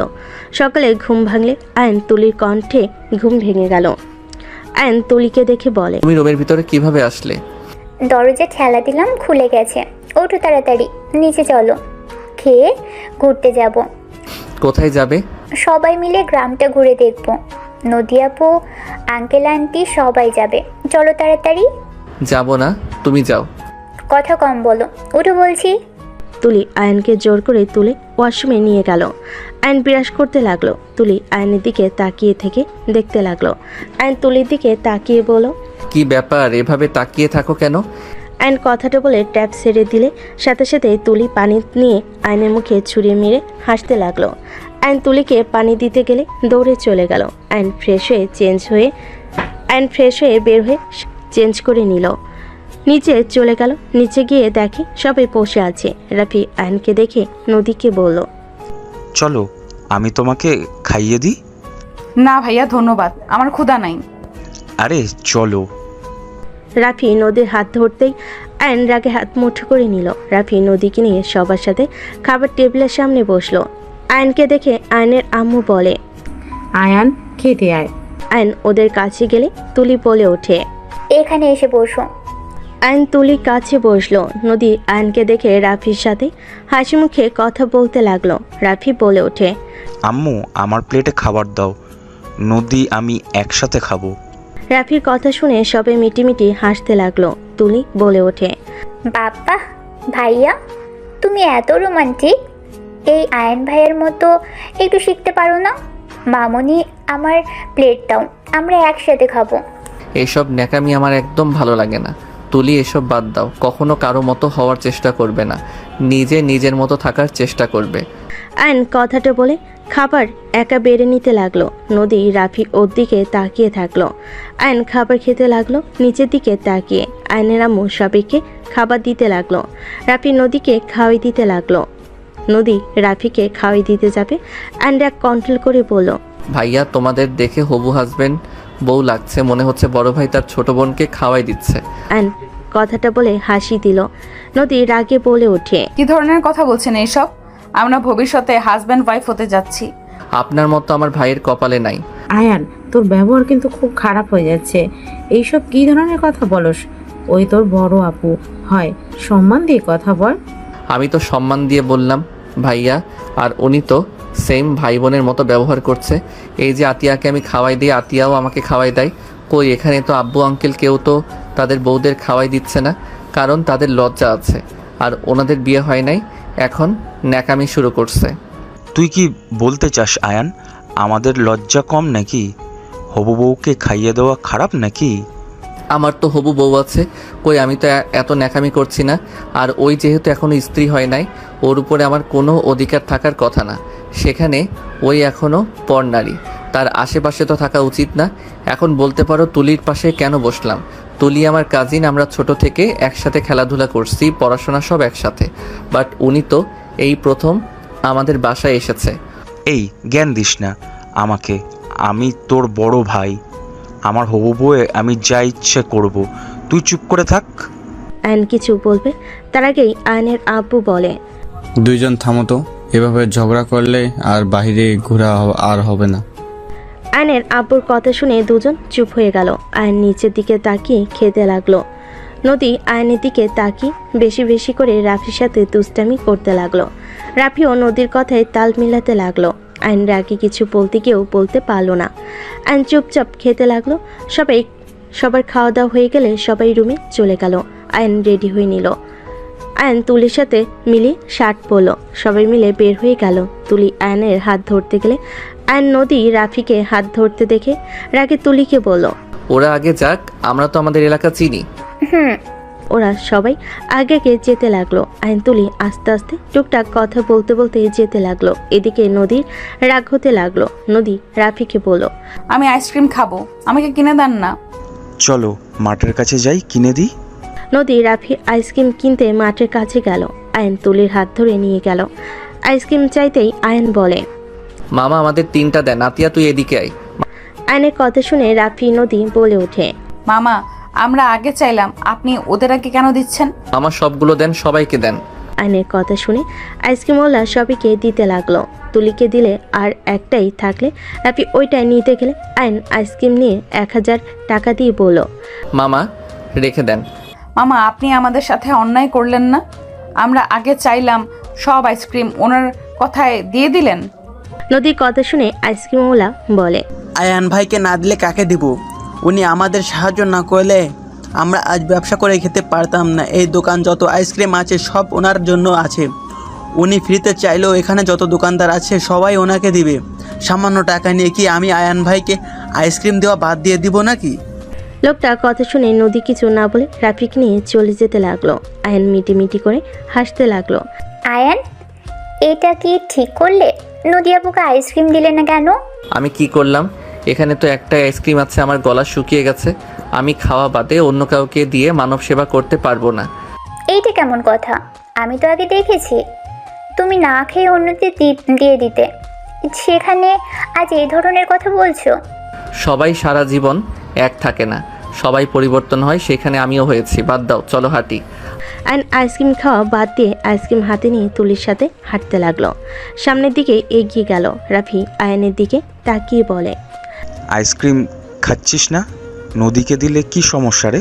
গলিয়ে ফেলে দিচ্ছিস, তাও নদীকে দিচ্ছিস না। আমার জিনিস আমি খাবো না, দরকার হলে ফেলে দিব, তারপর কাউকে দিব না। রাফি ভাইয়া চুপ করেন, ওর জিনিস খাওয়ার কোনো ইচ্ছে নাই। সামনে ফুচকা বিক্রি করছে, সবার আগে আমরা খাবো। তুলি ফুচকা খাবে? ফুচকা তো আমার অনেক পছন্দ। চলো চলো তাড়াতাড়ি। আয়নের হাত ধরে তুলি আয়নকে টেনে নিয়ে যেতে লাগলো। আয়ন আইসক্রিম ফেলে দিল। নদী রাফি সবার পিছন পিছন হেঁটে ওদের কাণ্ড দেখতে লাগলো। রাফি আস্তে আস্তে বলতে লাগলো, কত ফাজিল হয়েছে! নিজের বউর সাথে কেউ এমন করে নাকি? সবাইকে আইসক্রিম দিল আর নিজের বউকে না দিয়ে আইসক্রিম ফেলে দিল। আমাকে অন্য কিছু বোঝাচ্ছে। যেমন করুক না কেন, আমি জানি আমাকে ভালোবাসে, আর ওই নিজেই প্রমাণ করে দিল। নদীর কথা শুনে রাফি অবাক হয়ে ওর দিকে তাকালো। রাফি বলে ওঠে, কি বলো? এখানে তো তোমার সাথে অন্যায় করলো, সেখানে তোমাকে কিভাবে ভালোবাসলো? রাফির কথা শুনে নদী মিষ্টি করে হেসে বলে, ওই আমাকেও খেতে দেয় নাই, নিজেও কিন্তু খায় নাই। পারলে কিন্তু ওই আমাকে দেখিয়ে দেখিয়ে খেতে পারতো, কিন্তু ওই খায় নাই। কারণ আমি খাই নাই দেখে ও রাগের বসে যাই করুক না কেন, ওই আমাকে ভালোবাসে। ওই নিজের অজান্তে প্রমাণ করে দেয়। নদীর কথা শুনে রাফি অবাক চোখে তাকালো। রাফি কিছু বলার আগে নদী আয়নকে দেখি রাফির হাত ধরে ওদের সামনে 2টা চেয়ারে বসলো। নদী 1 প্লেট ফুচকা অর্ডার দিল। আয়ন ওদের দেখেও না দেখার ভান করে অন্যদিকে তাকিয়ে থাকতে লাগলো। সবাইকে ফুচকা দিতে লাগলো। লাস্টের দিকে আয়ন নদীকে দিলে আয়ন ফুচকা মুখে দিল। নদী রাফিকে খাওয়াই দিতে লাগলো। রাফি নদীকে খাওয়াই দিতে লাগলো। আয়নের রাগ হইল, কিছু না বলে আয়ন তুলির দিকে এগিয়ে দিলে তুলি অবাক হয়ে তাকিয়ে বলে, তুমি খাওয়াই দিবা? আমি কি স্বপ্ন দেখছি নাকি? আরে খাও, এত অবাক হবার কি আছে? আমি তো তোমার হবু হাজবেন্ড। আয়নের কথা শুনে তুলি খুশি হয়ে ফুচকা মুখে নিল। আয়ন খেতে লাগলো আর তুলির সাথে মিষ্টি করে হাসি দিয়ে গল্প করতে লাগলো। নদীর রাগ হতে লাগলো। রাফি কানে কানে বলতে লাগলো, কুল, রাগ করলে তো হেরে যাবে। নদী শান্ত হলো। আয়ন তুলিকে এভাবে হাসি খুশি দেখে সবাই অনেক খুশি হলো। হঠাৎ করে একজন এসে বলে ওঠে, কিরে ভাই, আমাকে রেখে একা একা খাচ্ছিস? আরে আপু যে, আসো। মামা আপুকে 1 প্লেট দেন। তোর প্লেট থেকে খাবো। রাফি ভাইয়া কেমন আছো? আলহামদুলিল্লাহ, তুমি কেমন আছো? আলহামদুলিল্লাহ। রূপা সবার সাথে সালাম দিয়ে কথা বলতে লাগলো। রূপা আয়নের প্লেট থেকে ফুচকা নিয়ে খেতে লাগলো। তুলিও সেমভাবে খেতে লাগলো। আয়ন দুজনের দিকে তাকিয়ে বলল, আরে বাবা, 2জন আমাকে তো খেতে দিবে নাকি? ভাই বোনরা খেতে নিলে কথা বলতে হয় না, চুপ করে থাকো। রূপার কথা শুনে সবাই হাসতে লাগলো। নদীর আব্বু বলে, মেয়েটা কে? নাতাশার ভাতিজি। নাতাশা ভাতিজি মাশাল্লাহ অনেক বড় হয়ে গেছে। নাতাশার মতো কিছুটা লাগে, কিন্তু আয়নের সাথে এত মিল। আয়ান আমাদের বিরুদ্ধে গিয়ে ওদের সাথে থাকতো। নাতাশাকে আয়ান অনেক ভালোবাসতো, ওর কাছে পড়তো। মাঝখানে যেই সব হয়, নাতাশাকে রেপ করলো, বাবা ওদের বিরুদ্ধে কাজ করলো, সেখান থেকে আয়ান ওদের সাথে থাকতো।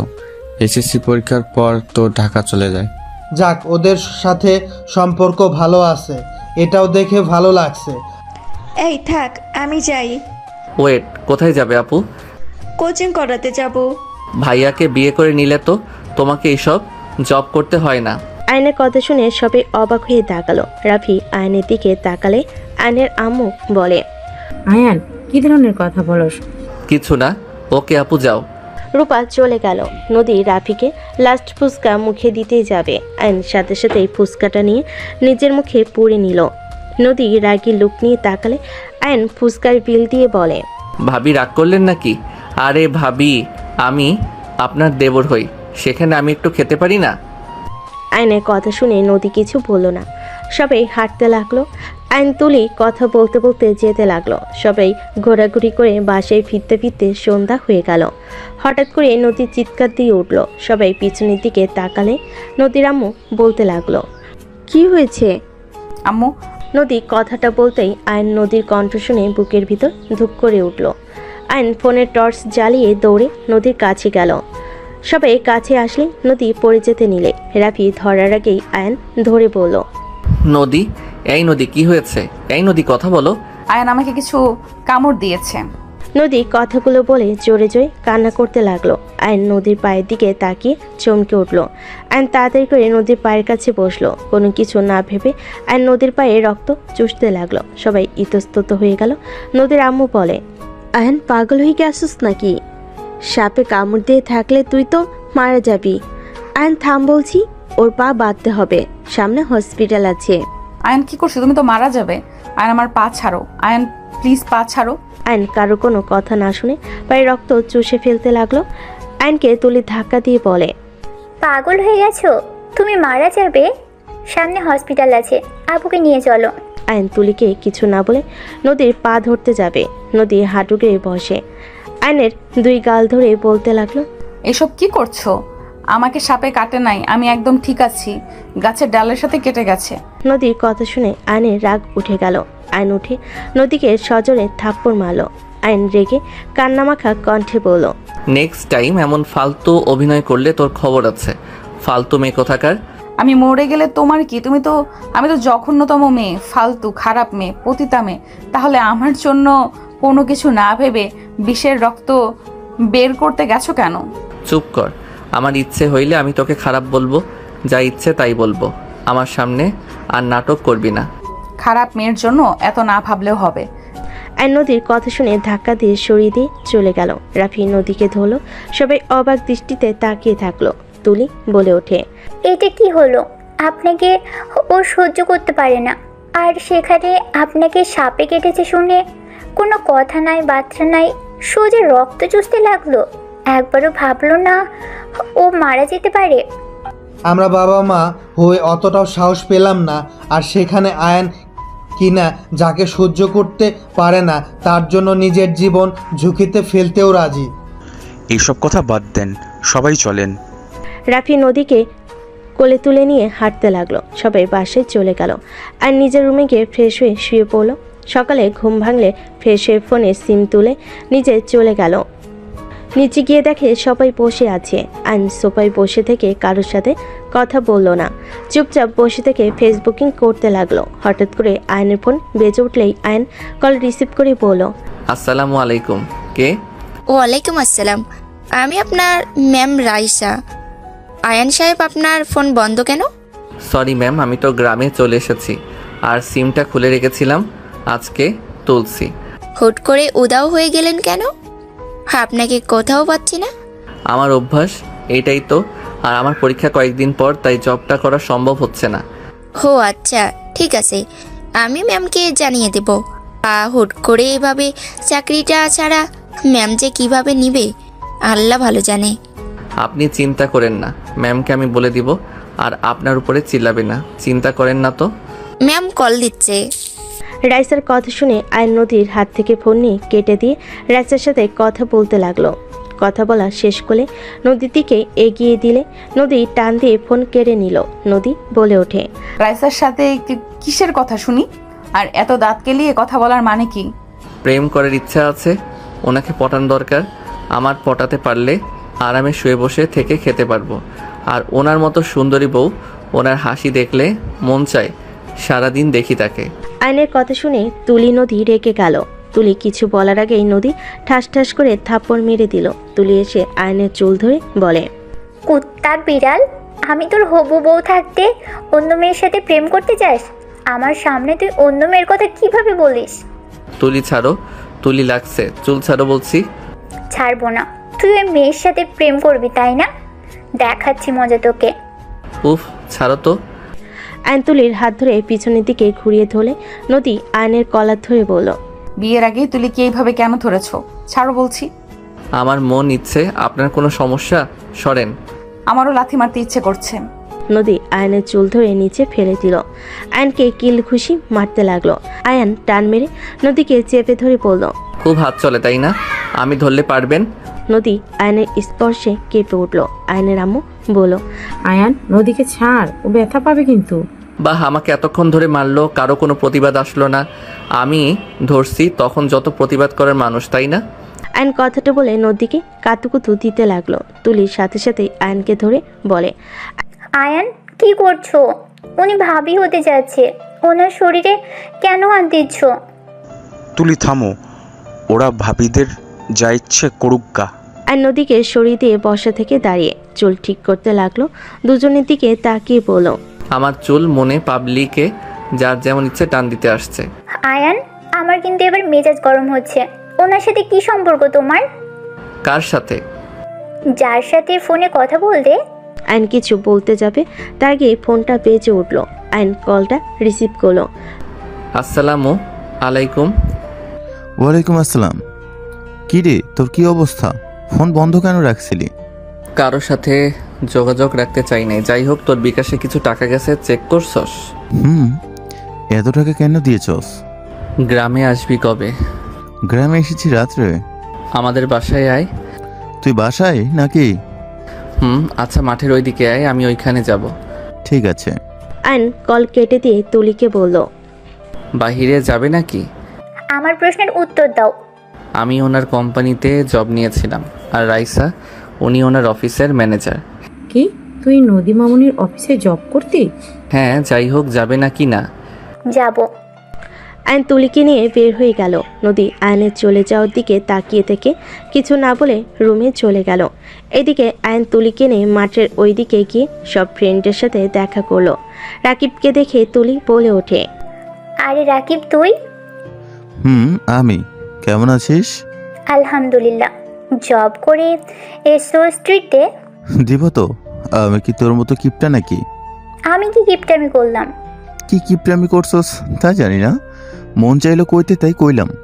রাকিবের কথা শুনে সবাই হাসতে লাগলো। তুলি রাকিবকে মারতে লাগলো। আয়ান বলে ওঠে, নিথাম দুইজন। রাকিব, তোর সাথে কথা ছিল, আর তুলি তোমাকেও কিছু কথা বলার আছে। কি কথা? কি রে? কি, তোরা থাক, আমরা আসছি। আয়ন বাইকে উঠলে দুজন উঠে বসলো। নদীর পাড়ে তিনজন চলে গেল। তিনজন বাইক থামিয়ে নদীর পাড়ে বসে পড়লো। তুলি আগ্রহ নিয়ে বসে আছে। আয়ন বলে উঠল, আমি জানি না তুলি, তুমি রাকিবকে পছন্দ করো, আর রাকিবও তোমাকে পছন্দ করে, বাট ওই গরিবের জন্য ওই বলার সাহস পায় না। আয়নের কথা শুনে দুজন অবাক হয়ে তাকালো। তুলির অকট ফিল হতে লাগলো। আয়ন রাকিবের দিকে তাকিয়ে বলে, এত অবাক হয়ে তাকানোর কিছু নাই। আমি তোদের সম্পর্কটা ঠিক করে দিতে পারবো, তোদের বিয়ে পর্যন্ত নিয়ে যেতে পারবো। তুলির আমার সাথে বিয়ে হইলে কখনোই সুখী হবে না। আমার ঘরে থাকার মতো অবস্থান নাই। বাজে কথা বলিস না। তোরা থাকোস না নাকি? তুই থাকতে পারলে তুলিও পারবে।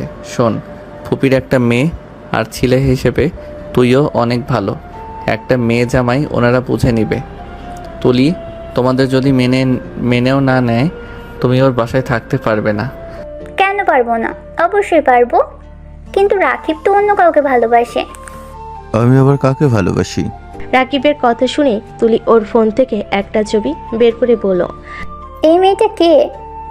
এইটা তুই কোথায় পাইলি? আরে এইটা তো আমার মামাতো বোন ছিল, ওর তো বিয়েও হয়ে গেছে। আর ওই পায়ে ব্যথা পেয়েছিল, তাই কোলে করে নিয়ে গেছি। এখানে প্রেমের কি ছিল? রাকিবের কথা শুনে তুলি বলে, কুত্তা, আমি অন্য কিছু ভেবে কষ্ট পেয়েছি।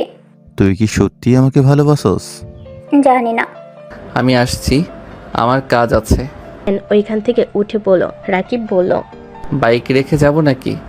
যা ভাগ শালা। কাকে শালা বলস? আমি তোর দুলাভাই লাগি, তুই তো আমার শালাই হবি। বিয়ে না করলে তোর কাজিনকে বিয়ে করে তোকে শালা বানাইতাম। আয়নের কথা শুনে দুজন অবাক হয়ে তাকালো। তুলি বলে ওঠে, তুমি বিবাহিত মানে? হ্যাঁ আমি বিবাহিত, বাকিটা রাকিবের থেকে শুনে নিও। বাই। আয়ান বাইকে উঠে চলে গেল। এদিকে রাকিব তুলি দুজনের ভুল বোঝাবুঝি শেষ করে মিল হয়ে গেল। আয়ান বাইক নিয়ে সোজা বাসায় চলে গেল। বাসার ভিতরে গেলে দেখে নদী আতিয়ার হাতে মেহেদি দিয়ে দিচ্ছে। রাফি আর সবাই পাশে বসে আছে। আতিয়া বলছে, বাহ ভাবি, আপনি তো সব দিক দিয়ে এক্সপার্ট। ভাইয়া তুমি তো ভাগ্যবান, ভাবির মতো সুন্দর ভালো একটা মেয়ে বউ হিসেবে পেতে যাচ্ছ। নদীর সামনের দিকে তাকাতেই আয়নকে দেখে নদী বলে, আমিও তো ভাগ্যবতী, ওনার মতো সুন্দর মনের মানুষ পেতে যাচ্ছি। ওনাকে যে স্বামী হিসেবে পাবে, তার জীবনে আর কি চাই বলেন?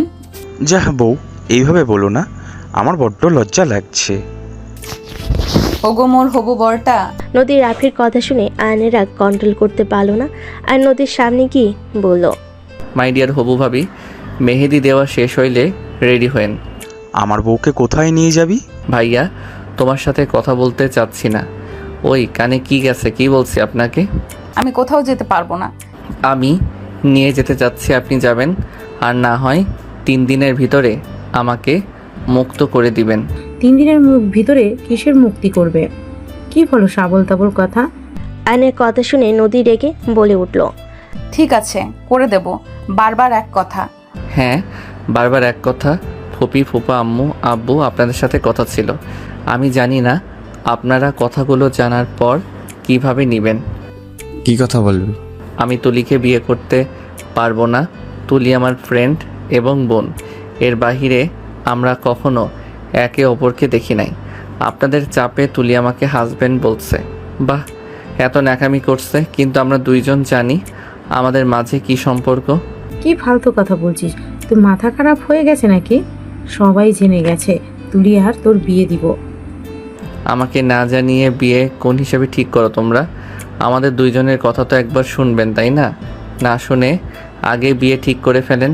আয়নের কথা শুনে আয়নের আম্মু ঠাস ঠাস করে থাপ্পড় বসিয়ে দিল। আয়ন গালে হাত দিয়ে ওর আম্মুর দিকে তাকালো। তুলি ভিতরে চলে আসলো। আয়নকে ধরে বলল, কি হয়েছে আয়ান? আয়ন তুলির কথা কিছু না বলে তুলির আম্মুর দিকে তাকিয়ে বলে, ফুপি ফুপা আপনারা তো চান আপনার মেয়ে সুখে থাক নিশ্চয়ই। আয়নের কথা শুনে তুলির আম্মু বলে, অবশ্যই চাইবো আমার মেয়ে সুখে থাক, কিন্তু আয়ান তোমার তো ছোটবেলা থেকেই জান এইটা বলেই ডাকতে, একে অপরকে ছাড়া থাকো না। সেখানে আমরা তো ধরে নিয়েছি তোমরা একে অপরকে ভালোবাসো, তাই আমরা বিয়ে ঠিক করেছি। আয়নের ফুপির কথা শুনে বলে, চাইবেন না আপনার মেয়ে সুখে না থাক? ফুপি আমরা মজা করি, আমরা ফ্রেন্ড আর কাজিনের বাহিরে কিছু না। তুলি অন্য কাউকে ভালোবাসে, ওদের মাঝে কিছুটা ভুল বোঝাবুঝি ছিল, যেটা আজকে আমি ওদের ভুল বোঝাবুঝি মিটিয়ে দিয়েছি। ফুপি, তুলি ওর ভালোবাসার মানুষকে ছাড়া কখনোই কারোর সাথে সুখী হবে না। ওই কাকে ভালোবাসি শুনি? আমি রাকিবকে ভালোবাসি। ছোটবেলা থেকে আমরা একে অপরকে ভালোবাসলে কখনো কেউ প্রকাশ করি নাই। রাকিব গরিব জন্য ও আমাকে কিছু বলার সাহস পেত না, আর আমি অন্য কিছু ভেবে ওকে কিছু বলিনি। আমি বিয়ে করলে রাকিবকে করব, তাছাড়া আমি কখনোই বিয়ে করব না। তুলির কথা শুনে আয়নের ফুপি রেগে থাপ্পড় মারতে যাবে, সাথে সাথে আয়ন সামনে দাঁড়ায়। থাপ্পড়টা আয়নের কাঁধে গিয়ে লাগে। আয়ন বলে উঠল, ফুপি ভালোবাসা কোনো খারাপ কিছু না, যে যার সাথে সুখী তাকে তার সাথে তুলে দিলে কি সমস্যা? ফুপি রাকিব তো আর খারাপ ছেলে না, ওই একটা ভালো ছেলে। আমার নামে অনেক রিপোর্ট পাবে ওর নামে, কখনো শুনেছো কোনো রিপোর্ট? ওই এই গ্রামে ভদ্র ছেলে হিসেবে পরিচিত। ওই গরিব, এটা কি ওর অপরাধ নাকি? ফুপি প্লিজ আপনারা ওদের মেনে নিন। আয়ন ওদের রিকোয়েস্ট করতে লাগলো। তুলি ওর আব্বু আম্মুকে বোঝাতে লাগলো। ওদের রিকোয়েস্টে সবাই মেনে নিতেই বলল। সবাই মেনে নিলে আয়ন বলে ওঠে, আই লাভ ইউ সবাইকে। আম্মু, আমি দেশের বাইরে চলে যেতে চাই। তোমরা তো আমাকে বাইরে পাঠাতে চাইছিলে। আমি চলে যাব। আমি এই দেশে আর থাকবো না। হঠাৎ করে মন পরিবর্তন করি কেন? না, অনেক ভেবে দেখলাম তোমাদেরও মনও একটু রাখি। সবসময় তো আমার মতো আমি চলছি, এবার না হয় তোমাদের কথা মতো চলি। আব্বু, আমাকে লন্ডনে যাওয়ার ব্যবস্থা করে দিও। ঠিক আছে, পরীক্ষাটা শেষ কর। ওকে। আয়ন চলে যেতে নিল। তুলি আয়নকে পিছন থেকে জড়িয়ে ধরে বলে, ধন্যবাদ। যা ভাগ, ট্রিট দেওয়া বাদ দিয়ে আমাকে ধন্যবাদ দিচ্ছে। ওই, আমাকে তুই বলো কেন? সরি, বন্ধুর বউ ভাবি। কথাটা বলে দুজনেই হাসতে লাগলো। নদী আয়নকে বলল, আয়ান, সবার কথা তো ভাবলে, কই আরেকজনের কথা তো ভাবলে না? তার কথা ভেবে রেখেছি। সেই সুখে থাক, সেটা আমি চাই। আমার শত্রুকে সুখে থাকার দোয়া করলে সেখানে সেই তো আমার প্রিয় মানুষের লিস্টে। তার ক্ষতি কিভাবে চাইবো? আয়নের কথা শুনে সবাই অবাক হয়ে গেল। আয়নের আম্মু বলে, কার কথা বলিস আয়ান? কেউ না আম্মু। কেউ নাই তাহলে? হ্যাঁ, নাই, কেউ নাই। আপনি নিজের ভালো চাইলে আমার সাথে এখন চলেন। আর যদি আপনি দেরি করেন, সেখানে আমার কোনো কিছু করার নাই। আমি ঢাকা চলে যাব খুব তাড়াতাড়ি। রাইসার সাথে রিলেশন করতে নাকি? নদীর কথা শুনে আয়নের রাগ উঠতে লাগলো। আয়ন রেগে পিছনের দিকে তাকিয়ে বলে, আমি কি আপনার মতো নাকি? যাকে পাবো তাকে ধরবো। আমার লাইফে ফার্স্ট একজন এসেছে, সেই সারা জীবন থাকবে। আপনার মতো আমি না যে মাসে মাসে মানুষ পাল্টাবো। আয়ান, কি ধরনের কথা বলছিস? আয়নের কথা শুনে নদী কান্না করতে করতে বলে, হ্যাঁ হ্যাঁ, আমি তো খারাপ। আমি তো দেহ ব্যবসা করে খাই। তুমি কেন আমার মতো হবে? তুমি তো অনেক ভালো। খারাপ তো আমি। সব জেনে নিজের ভাইয়ের জীবন বাঁচাতে চাও না কেন? তোমার ভাইয়ের সাথে বিয়ে ঠিক হয়েছে, সেখানে সবাইকে বলে দাও নাই কেন যে আমি খারাপ? আমার সাথে বিয়ে হলে তোমার ভাইয়ের লাইফটাই নষ্ট হয়ে যাবে। নদী, এসব কি ধরনের কথা বলিস? আয়ন, তোমাকে আমি অনেক সহ্য করেছি। আর না, তুমি আমার মেয়েকে যাই নাই তাই বলো। তুমি পেয়েছোটা কি? তোমার মনে যা আসবে তাই বলবে নাকি? আর ভাইজান ভাবি, আপনারা চুপ করে থাকেন, ছেলেকে কিছু বলেন না। কি বলবে? ঠিক বলে। আমি তো খারাপ মেয়ে, তাই আমাকে খারাপ বলে। আমি চুপ কর। আমি কি জানি না আমার মেয়ে কেমন? আয়ান, তোমার সমস্যা কি? তুমি আমাদের অফিসে জব করতে, ধরতে গেলে নদী তোমার বস ছিল, সেখানে তুমি ওর সম্পর্কে এত বাজে কথা কিভাবে বলতে পারো? তুমি আমার মেয়ের সম্পর্কে কতটুকু জানো? আমি কি একবার আপনার মেয়েকে বলছি ওই দেহ ব্যবসা করে খাই? আর সবসময় বেশি কথা কেন বলো? আমার মেজাজ গরম করে কেন দাও? খারাপ মেয়ে তাই দেয়। আর কোনো কিছু বলবে? আব্বু আম্মু, আমি বাসায় যেতে চাই। ব্যাস, অনেক হয়েছে। আয়ান, তুই সবাইকে ভুল ধরিয়ে দেস। নিজে যে ভুল করছস সেগুলো কিছুই না। তুই নদীকে অপমান কিভাবে করস? তোর কি লজ্জা করে না? ওইগুলো মানুষের সামনে নদীর অপমান করছস। আমার ভুল হয়েছে তোমার হবু ওকে কিছু বলে। আমি হাত জোর করে ক্ষমা চাচ্ছি ভাবি, ক্ষমা করে দেন। আপনার বিষয়ে আর কোনোদিন কিছু বলবো না। যত তাড়াতাড়ি পারেন কাজটা করে দিয়েন। আয়নের কথা শুনে রাফি নিজের রাগ কন্ট্রোল করতে পারল না। আয়নকে ঠাস করে থাপ্পড় মেরে দিলে সবাই চমকে ওঠে। আতিয়া বলে উঠল, ভাইয়া, তুমি ছোট ভাইয়াকে থাপ্পড় মারলে? তুমি তো ছোট ভাইয়াকে কখনোই মারো নাই। হ্যাঁ, মানলাম, অনেকবার বেড়ে গেছিস। আপনার জন্য আমার ভাইয়া আমাকে এই প্রথম থাপ্পড় মারলো। আপনি কখনোই আমার জন্য ভালো ছিলেন না। আপনি ভাইয়ার বউ হতে না হতে আমাকে থাপ্পড় খাওয়ালেন। আর বউ হয়ে আসলে আপনি যে আমাকে এই বাড়ি থেকে বের করবেন আমার বুঝতে আর বাকি নাই। আয়নের কথা শুনে রাফি মারতে যাবে। নদী রাফির হাত ধরে বলে, ভাইয়া প্লিজ বাদ দেন। আমি এখান থেকে চলে যাচ্ছি। আমি চাই না আমার জন্য আপনাদের মাঝে কোনো ঝামেলা হোক। সরি আঙ্কেল আন্টি, আমি রাফি ভাইকে বিয়ে করতে পারবো না। আর আমি ভালো মেয়ে না, আমি অনেক জঘন্যতম মেয়ে। আমাকে ছেলের বউ বানালে আপনাদের এত সুখের সংসার নষ্ট হয়ে যাবে। নদী কান্না করতে করতে দৌড়ে চলে গেল। রাফি রেগে আয়নের গালে আরেকটা থাপ্পড় মেরে বলে, তুই কেমন ছেলে রে? নিজের স্ত্রীকে ফ্যামিলির সামনে পরিচয় দিতে পারোস আর বলস নদী খারাপ? তুই নিজের এত ভালো যে নিজের স্ত্রীকে কারোর সামনে পরিচয় দিতে পারোস না, আবার সেই মুখে বড় বড় কথা। ওই, তুই কাকে খারাপ বলস? আমি সব কিছু শুনেছি। নদী খারাপ নাকি তোর মন মানসিকতা খারাপ? রাফির কথা শুনে সবাই চোখ বড় বড় করে তাকালো। আয়নের আম্মু বলে ওঠে, নিজের স্ত্রী মানে? রাফি এসব কি বলস? ঠিক বলছি আম্মু, নদী আয়নের স্ত্রী। সবাই না শুনে কোনো বাজে কথা বলবে না দয়া করে, আর কেউ কাউকে ভুল বুঝবে না। দয়া করে আমার সম্পূর্ণ কথা শুনবে, তারপর কথা বলবে। আমার মেয়ে আমাদের না জানিয়ে আয়নকে বিয়ে করেছে, এটা কখনো বিশ্বাসযোগ্য না। আমার মেয়েকে আমি চিনি, আমার মেয়ে কখনোই এমন কাজ করবে না। আমার মেয়ে তো অন্য কাউকে ভালোবাসে, তাকে রেখে আরেকটা ছেলেকে, তাও বা জুনিয়র ছেলেকে বিয়ে করবে? অসম্ভব। হ্যাঁ অসম্ভব। ওরা নিজের ইচ্ছা করে বিয়ে করে নাই। বিয়ে করছে আবার বলস নিজেরা ইচ্ছে করে করে নাই? তাহলে কি নদী আপু তোমার স্ত্রী? তুই জানতি নাকি? রাকি বলেছে, বাট ওর স্ত্রীকে সেইটা রাকিবও জেনে না। কিন্তু ওর স্ত্রীর সাথে তো ওর কোনো সম্পর্ক নেই। ওদের বিয়ে তো লোকজন জোর করে দিয়েছিল। আর নদী আপু তো তাহলে আয়নকে ভালোবাসে না। আয়ন ভালোবাসলে নদী আপু অন্য একজনকে ভালোবাসে। তাহলে আপু আবার আয়নের পাশে কাউকে সহ্য কেন করতে পারছে না? আর আয়ান, তুই তো নদী আপুকে অনেক ভালোবাসিস, এমন ব্যবহার কেন করলি? জোর করে বিয়ে দিয়েছে মানে? আমি তোমাদের সব খুলে বলি। রাফি প্রথম থেকে সব কিছু খুলে বলা শেষ হলে আয়নকে বলল, নদীকে তুই যেমন ভাবছস ও তেমন না, বুঝতে পারছস? সবার লাইফে তো প্রেম আসে। কেন, আমি যে রূপাকে ভালোবাসতাম, আমি খারাপ জানার পরেও রূপা আমাকে আজও ভালোবাসে। অথচ আমি প্রতিবারই ওকে ঠকিয়ে গেছি, তাও আবার হাত ছাড়ে নাই। ওই আমার বিপদে পাশে থাকে, আমি বিপদে পড়লে ওই সবার আগে ছুটে আসে। আর সেখানে নদী নিজের ভুল বুঝে তোর কাছে ফিরে আসতে চাইলো, আর তুই তাকে খারাপ মেয়ে বলে গুনাহ করে দিলি। তুই জানোস ও আমাকে সব কিছু বলে দেয়, ওই তোকে ভালোবাসে, ও কাউকে বিয়ে করতে পারবে না। এসব যা দেখছো সব অভিনয়, তোকে জেলাস ফিল করানোর জন্য নদী আর আমি অভিনয় করছি। আমি ওকে বউ বললে লাস্টে মা আস্তে আস্তে বললাম। কি এত কিছু হয়ে গেছে, কেউ আমাদের কিছু জানাসনি আর বুঝতেও দিল না?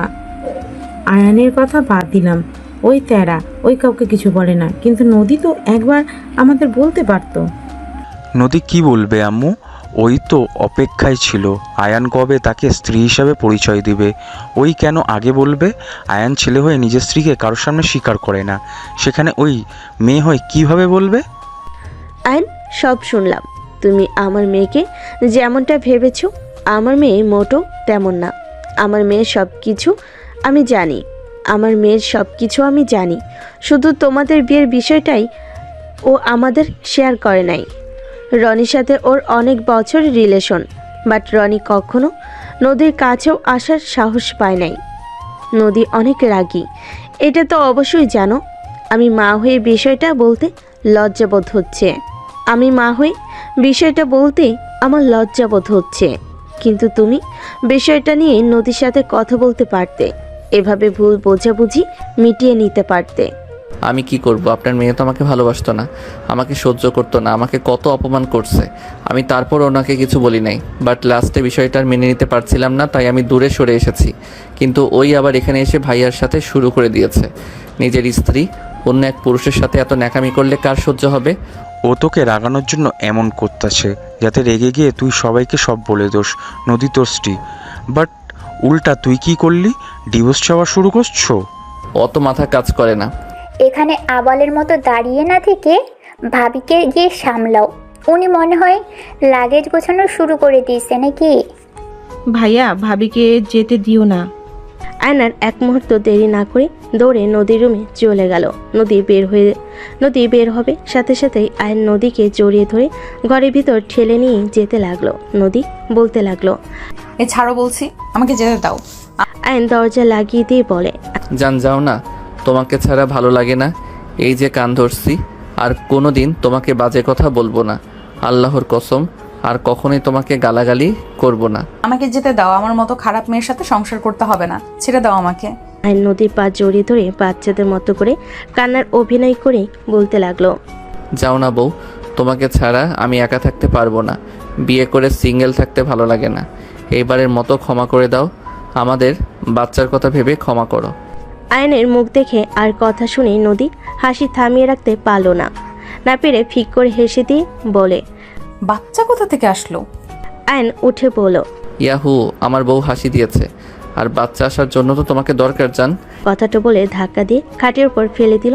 আয়ন নদীর উপরে লাফ দিয়ে উঠে পড়ল। এখন আদর করি। আমি কিন্তু মন থেকে আদর করতে চাচ্ছি। আয়নের বাচ্চাদের মতো কথা বলার স্টাইল দেখে নদী হাসি হাসি মুখে মাথা নেড়ে হ্যাঁ সূচক দিল। আয়ন খুশিতে নদীর উপর ঝাঁপিয়ে পড়ল। নদী আয়নকে পাল্টা আদর করতে শুরু করে দিল। বাকিটা ইতিহাস।